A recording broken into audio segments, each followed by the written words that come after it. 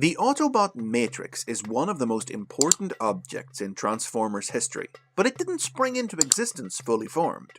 Exactly what it is, where it comes from, and what it does has developed gradually over the course of the franchise, and that development's what we're going to look at in this episode. The Matrix was invented by Marvel Comics writer Bob Budiansky as an answer to the question of where new Transformers came from. Introduced in early issues of the Marvel Transformers comic, the Creation Matrix, as it was called, had no physical form. Rather, it was a computer program encoded within the mind of each successive Autobot leader, which granted them the ability to create new Transformers by programming newly constructed brain modules with living minds. But while it was around from virtually the start of the comic, the Matrix wouldn't be incorporated into the continuity of the animated series until the Transformers the movie. The decision to do so evolved out of early drafts of the film's script, which called for the dying Optimus Prime to merge his life force with his chosen successor, Ultra Magnus. During rewrites, this was replaced with the idea of a physical symbol of leadership being handed from Optimus to Magnus, as it had been handed down the line of leaders who came before them, an object that came to be named the Matrix of Leadership, evidently taking inspiration for its name from the comic. But the name was really the only point of commonality between the two. Granting life was not the power of the cartoon's Matrix, since the series had already introduced the megacomputer Vector Sigma to fulfill that purpose. As laid out in the film, the Matrix of Leadership was at the center of an enigmatic prophecy, the only thing that could destroy the monster planet Unicron. And it was used to do just that by its foretold Chosen One, the young Autobot Hot Rod, who was transformed by its power into the bigger, stronger Rodimus Prime. Besides this though, exactly what the Matrix was and why it could do what it did went unexplored in the film. Optimus intoned on his deathbed how, upon his passing, he would become one with the Matrix, echoing the original script's idea of merged life forces. But it wasn't until the subsequent third season of the cartoon that the full extent of the meaning of his words became clear, when the true function of the Matrix of Leadership was explained. It served as a repository for the life forces of all deceased previous Autobot leaders who had carried it, a collection of wisdom that could be consulted in times of need. A vague origin for the cartoon Matrix was hinted at by a confusing scene in the episode Call of the Primitives, which showed it rising from the destroyed body of the Oracle, the assistant to Primacron, the alien who had created Unicron near the dawn of the universe. The implication is that it was used to contain the Oracle's disembodied life force, but beyond that, it's hard to know exactly what the writer was trying to suggest. Was this indirect connection to Unicron intended to offer a partial explanation for why the Matrix could hurt him? How did the Matrix go on to fall into Autobot hands? Without access to the original script, we can only guess. Meanwhile, back in the world of comics, following the release of the movie, British writer Simon Furman went on to incorporate a lot of elements from it into the stories he wrote, including the idea of the Matrix as a physical object that granted increased physical power to its bearer. He explicitly retconned out Budiansky's depiction of the Creation Matrix as just a program, revealing that a physical Creation Matrix did secretly exist, and that the program was actually encoded within its crystal core. Furman's stories cemented the idea that being the bearer of the Matrix was what made a Transformer a Prime, and introduced a new, fully realized origin for it.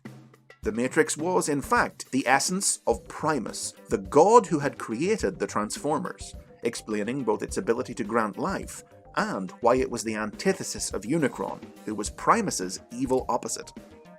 So Furman had definitely brought the comic and cartoon Matrix closer together with these stories, but still, they remained pretty fundamentally different, each version possessing a power and a purpose that the other didn't. That changed when the Beast era introduced a Matrix of its own. Not a thing, but a place, one of several names used to refer to an extra-dimensional realm from which all Transformer life forces came, and to which they returned when they died. Dreamwave Productions comic books built on what the Beast cartoons seemed to imply. Rather than contain anything, the physical Matrix object was, in fact, a gateway to this afterlife Matrix realm, and a conduit for its power. Both the life-giving powers of the Marvel Comics Matrix and the cartoon Matrix's role as the resting place of past leaders were at last reconciled, both able to be tied to the features of the Matrix dimension. And a few years later, to complete the circle, Japanese media even went back to that confusing scene from Call of the Primitives and introduced the idea that Primacron's assistant was the cartoon universe's version of Primus, tying everything together at last. And that's basically how we've understood the Matrix to work ever since. Although of course each new piece of media that features it does tend to vary on how deep it gets into all this lore. A lot, like the Unicron trilogy for instance, stick to just the classic G1 cartoon portrayal of it as a storehouse of wisdom, but others, like IDW Publishing's comic books, add the life-giving abilities on top of that. At times, its key role is just to serve as a last-minute power-up for its bearer, usually Optimus, giving them a super-powered boost to win the day. Occasionally, it's even guilty of being employed as even more of a plot device than it already is, with its energy being depicted as capable of doing random, magical things in the name of quickly resolving a story.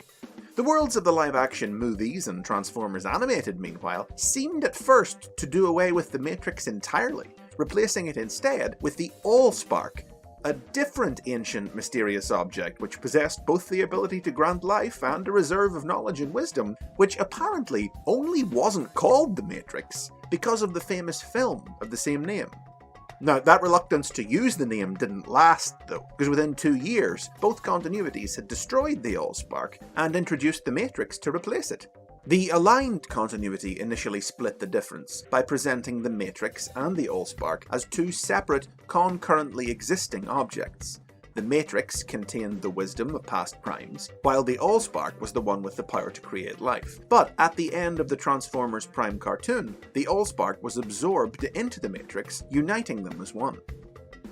Both the aligned and IDW continuities have surrounded the Matrix's beginnings with new myths and legends too, variously claiming that it was originally the gem that once adorned the hilt of the Star Saber sword wielded by Prima, the first Prime, or the crystal prison of Solomus, the Cybertronian god of wisdom. And whether these stories are true or not is, at least for now, up to the reader to decide. But in both these versions, rather than pass from leader to leader, as in classic media, the Matrix was hidden away for generations, only rediscovered after millions of years by Orion Pax, who was transformed by it into Optimus Prime, the first true Prime to have existed since the originals. Now, the Autobot Matrix isn't the only Matrix in Transformers lore. Multiple objects of power have used the word as part of their name, sometimes inspired by and cast in the image of the original. Most notably, there have been evil anti-matrices that channeled the power of Unicron instead of Primus. And the multiple Energon matrices introduced in the Japanese Beast-era cartoons, Beast Wars 2nd and Beast Wars Neo. An Energon matrix is a power source given to Autobots and Maximals of the Convoy rank as a symbol of leadership, like the original, capable of supercharging them in moments of great need. But none of these imitation matrices will ever replace the original. Creation matrix, matrix of leadership, call it what you like, it'll always be there to light the Autobots' darkest hour. And those are the basics on the Matrix. What's your preferred way of seeing it used in Transformers stories? Share your thoughts in the comments and tune in next time for a Basics Halloween special.